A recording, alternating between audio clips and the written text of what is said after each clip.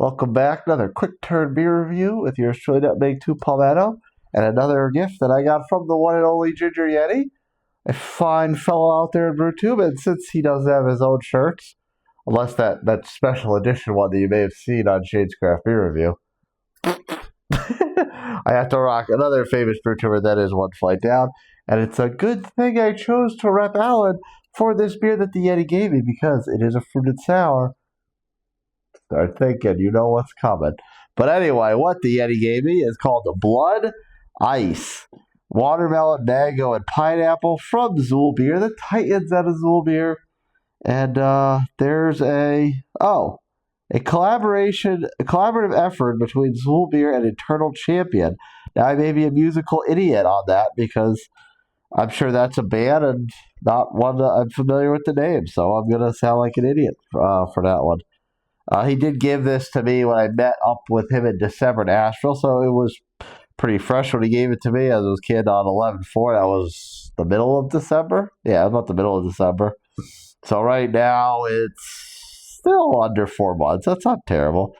Distru Metal. There's a little message. Distru Metal, distributed in metal, I guess. Hashtag never settle. Brewed by Zool with their address. Keep cold, drink fresh.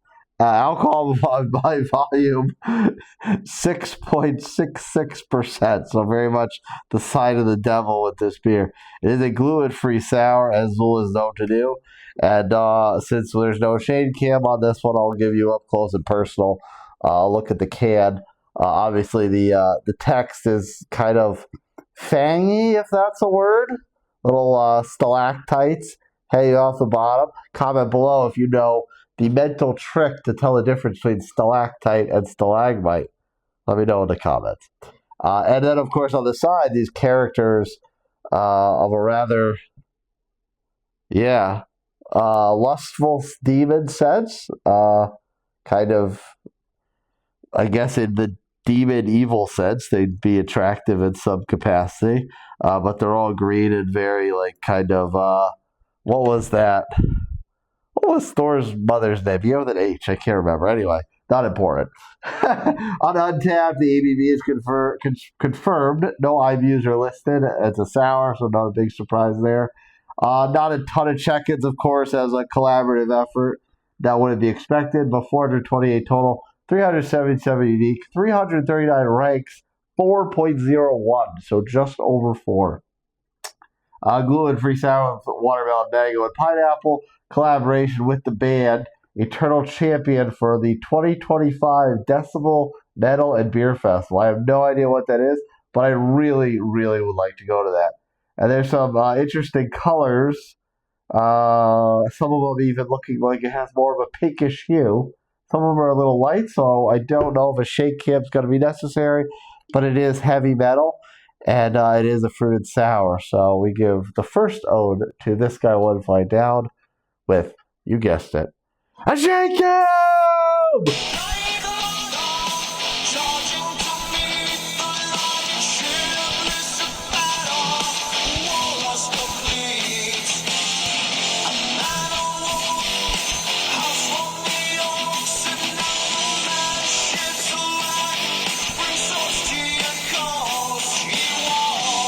Ha! All right.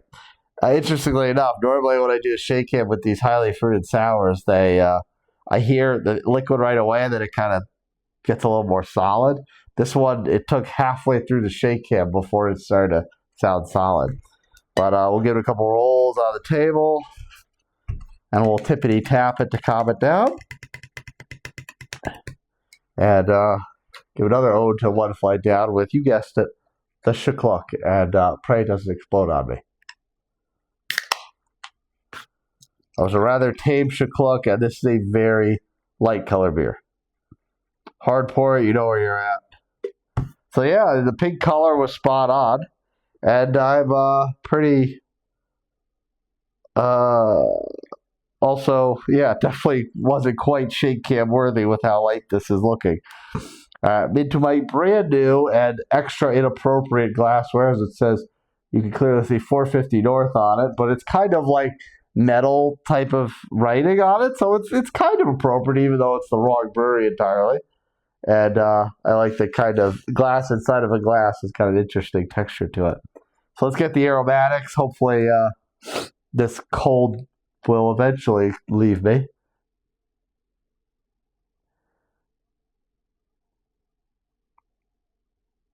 I was kind of getting none of the above at first, but I actually do get something of a very noticeable watermelon juice. The pineapple there a little bit, but pretty thin. And mango, I don't know, maybe? Maybe. They're very, very light aromatics. I can kind of get a little bit of each. Watermelon, I think, is the most detectable, but they're all pretty light, so they just kind of all blend together. Cheers. Let's see which flavors shine through. Try not to make a mess.